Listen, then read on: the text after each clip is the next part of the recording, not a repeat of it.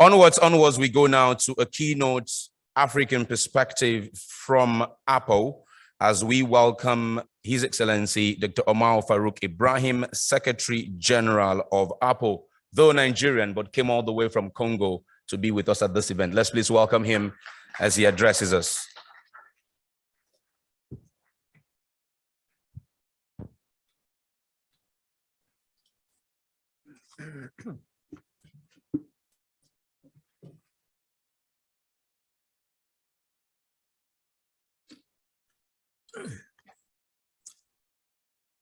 Distinguished ladies and gentlemen,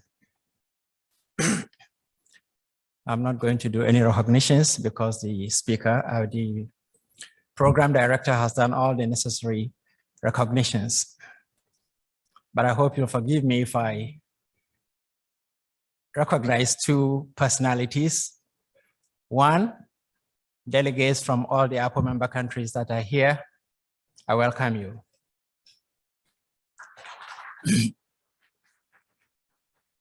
Two, someone who played a key role in the reform of APA to APPO.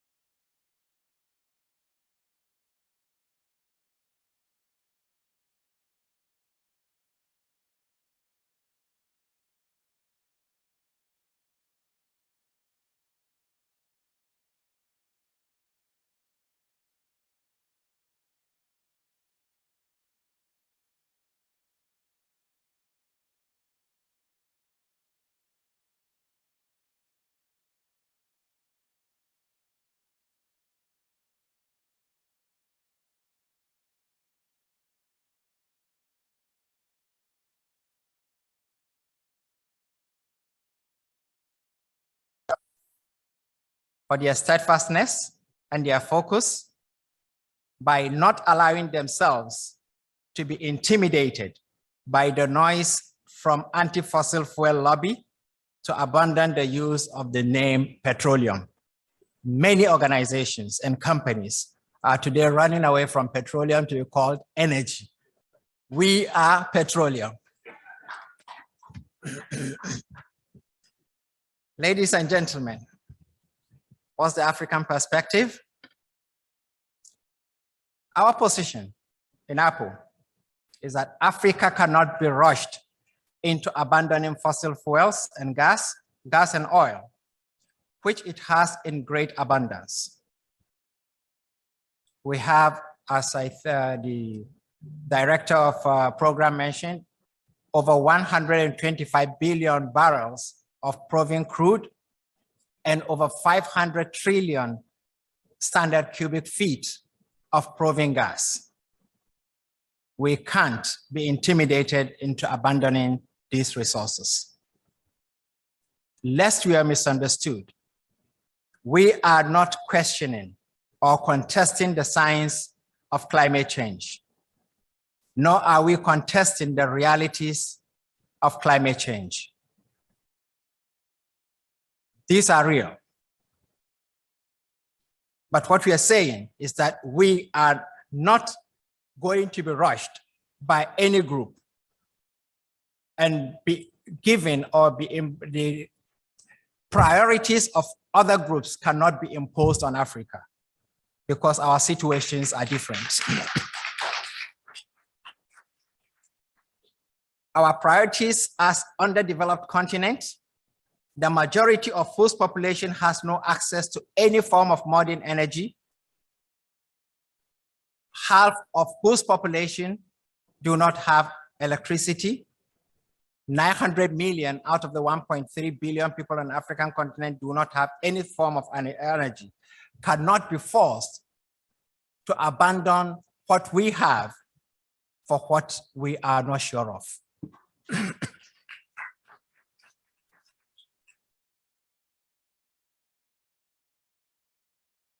On energy transition, the developed world has defined its priorities in descending order as CRA, namely clean, reliable, and affordable. For us in Africa, our priorities are ARC, affordable, reliable, and clean. After all, the world did not wake up in the last 100 years, in the last quarter of the last century, to the realization that greenhouse gas emission is harmful to the atmosphere. Ladies and gentlemen, the science or the knowledge that greenhouse gas emissions are destroying the atmosphere had been known as far back as 150 years ago. Studies had proven that, the world had known that, but the knowledge was kept away from the world because today's developed countries of Europe and America needed that energy in order to consolidate their economies, to grow, to improve on the living standards of their people. And for 150 years, these countries were using fossil fuel. All of a sudden, economies had graduated away from production, mass factory production that needs a lot of energy, to depending essentially on knowledge production, artificial intelligence. These people decided that you cannot use fossil fuels. And this is at a time that Africa is poised to also industrialize. We are not prepared for that. As far as we are concerned, our people must live first before you can determine whether it's clean or non-clean energy.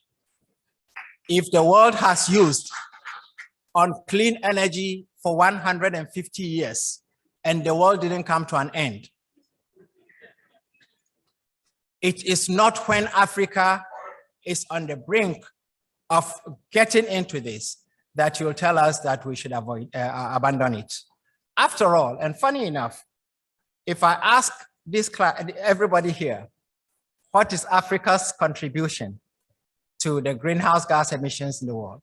You'll say 4%, 3 to 4%. That's what we've been made to believe. In APPO, we never believed that. And only last week, no other than the executive director of the International Energy Agency came out with the right figure. It's 2%. It's not 3%. It's not 4%.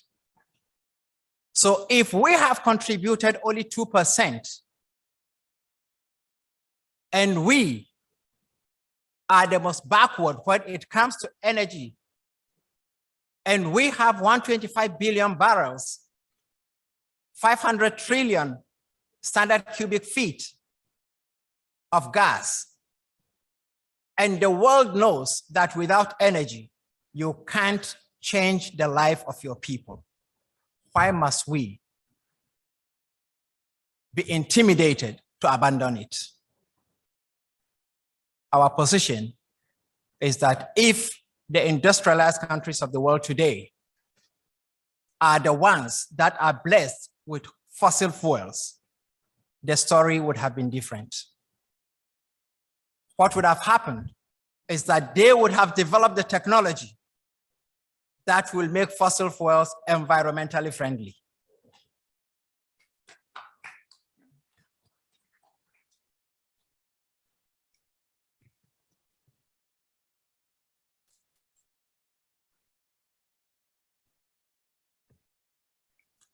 Distinguished ladies and gentlemen,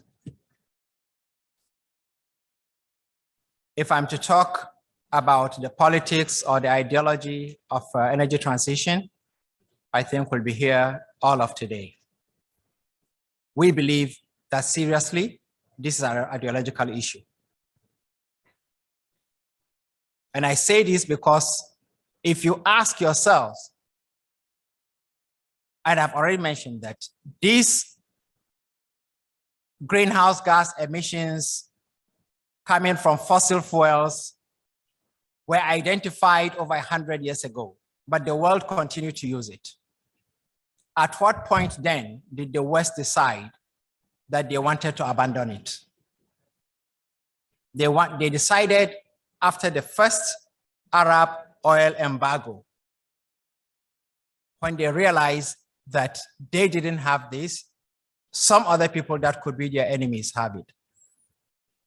And they tried to encourage the development of shale in America.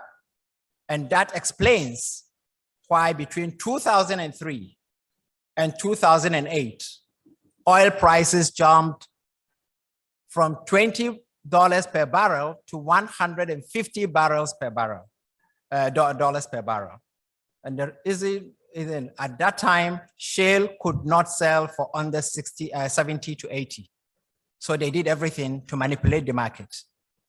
The rise in oil prices between 2003 and 2008 had nothing to do with what we call fundamentals.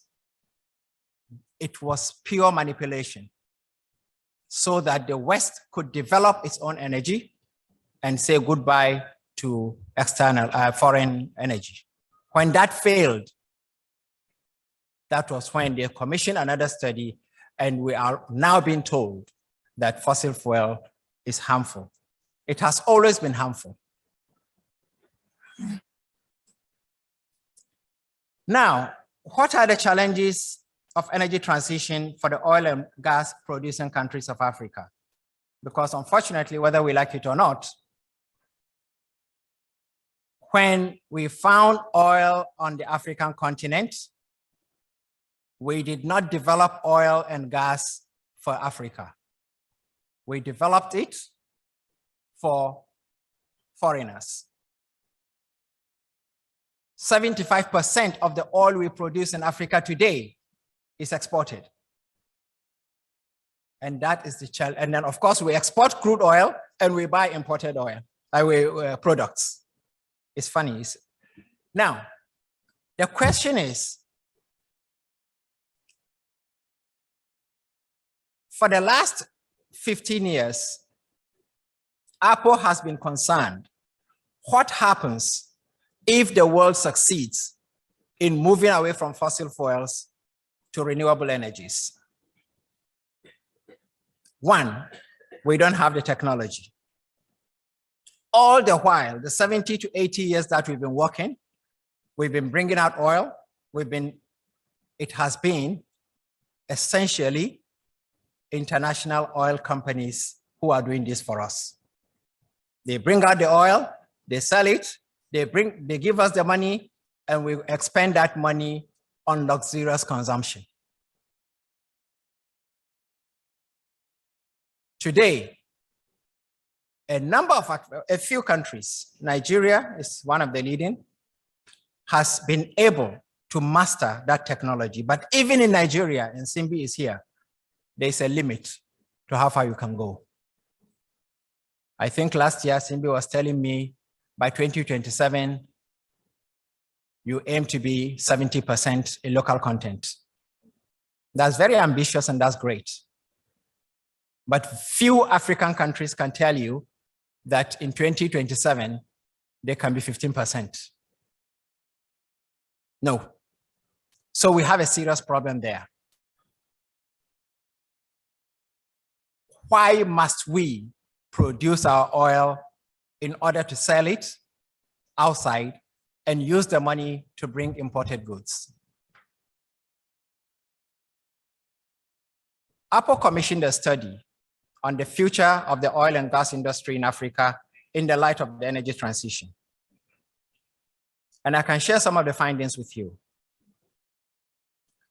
The first is that if this thing proceeds the way COP21 and 26 plan it, then Africa is going to have a serious problem. One, technology. Two, markets. Three, funding. On the technology, It's not just the technology to do, to explore, produce, process, etc. But there's another technology of decarb. You can't continue to produce the way you're producing today. And this is a challenge that we face. Second is market. We are told, and I remember just a couple of weeks ago, I was visiting a member country and the Prime Minister said, we have a big problem. The problem is we don't have a market. And I said, Excellency, with 1.3 billion people on the African continent, 900 million of whom do not have access to any form of modern energy, 600 million of whom do not even know what electricity is all about, you can't tell me you don't have a market. What you don't have is you have not empowered that population to be able to buy energy. And once you are able to empower them, you will find that the 7 million barrels that you do in Africa is not even enough for you. You cannot even export it. So the challenge is to develop the market. Develop the market, get the technology, and then the expertise. And here I come to the question of the funding. Where do you get the money? We are told there's no money. To be very honest with you, right from my days in APPO, I have never believed that Africa has no money. Africa is rich, Africa is blessed. It is simply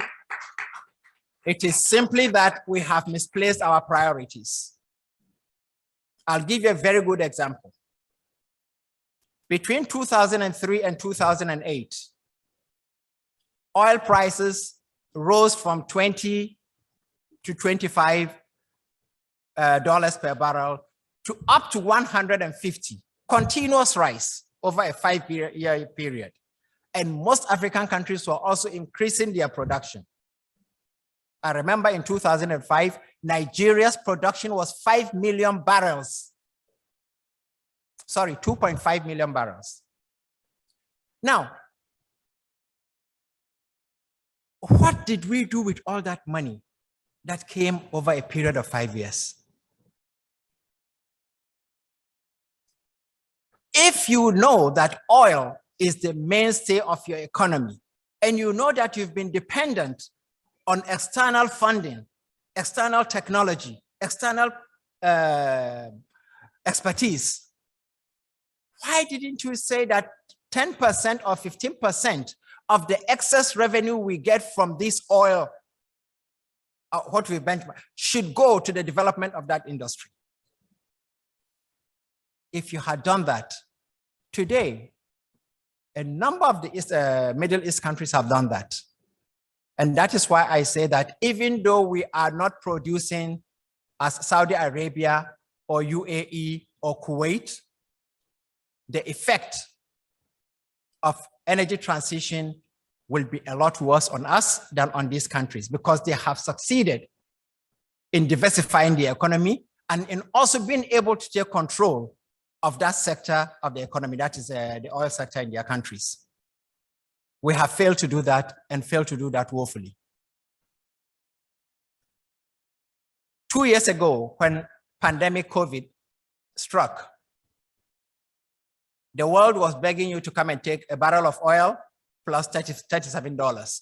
Take the barrel, go and find it, and I'll give you $37 to go with it.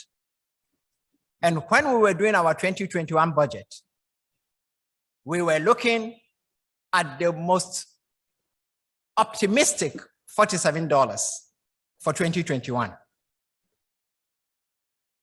By the end of 2021, we were of about $80 per barrel.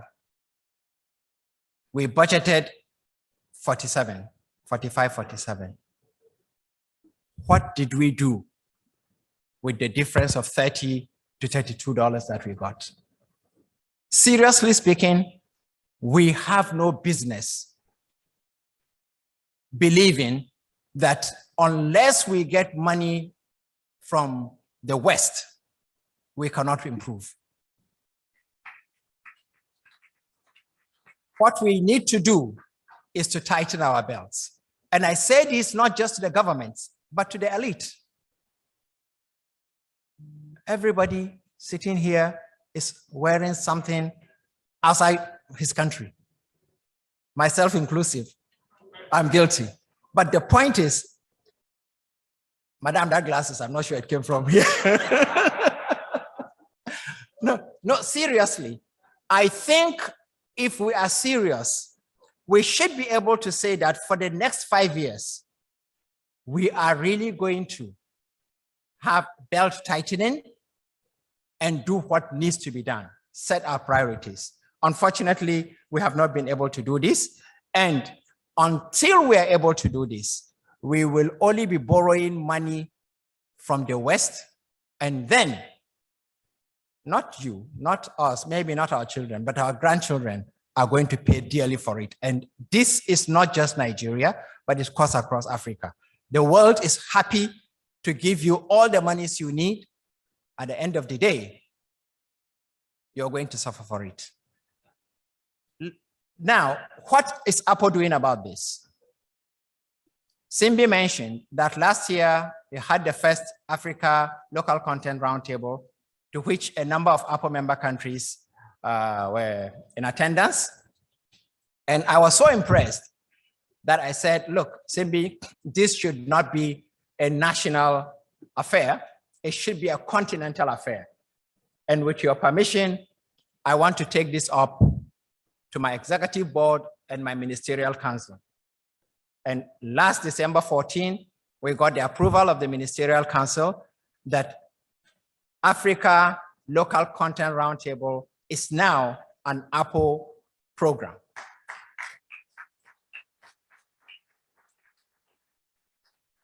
We are going to be doing this, and it's going to go round, not one country. We are going to be rotating amongst the APPO member countries. That is very important. Second, we are also inviting all the national oil companies of our member countries to what you call the Forum of NOCs of member countries. Because in the past, the issues have always been ministry. Believe me, if you continue with the ministry, you don't get anywhere. You would need to work with the operators. And that's exactly what we're trying to do. We work with the ministry, but we want the operators to be fully involved in this. And the final thing about financing, I think again, Simbi mentioned something about it. We are doing something. We have floated the Africa Energy Investment Corporation, ICOP. We are now going around trying to get the seed capital for that entity. And only last week, I was in Cairo with the acting MD of ICOP, where we had a meeting with the management of AfriExim. We believe that the way things are going, by the next meeting of our executive board, we should be able to say that we've gone beyond just conversations to concretizing this development. Because if we don't, seriously speaking, we are going to be left with the oil and gas in the ground. We are going to be indebted to the developed world for the energy that we are going to be consuming, because a very few of our countries can afford to say today that they can work and get the required energy from renewables. Not many can do that. And since we have been blessed with oil and gas, it is, in my opinion, very important that we work towards ensuring that whatever we need to do to bring this energy, to harness these energy resources for the good of our people, we do it. Ladies and gentlemen, we are around for the rest of the program, and we'll be very happy to share our thoughts on where we are going on this matter. I wish these organizers and all of you the very best in today's and the future program. Thank you. Thank you. Thank you very much. Thank you. Thank you. His Excellency Dr. Omar Farouk Ibrahim is the Secretary General of APPO, and indeed telling us why as Africans we should be focused on developing our resources.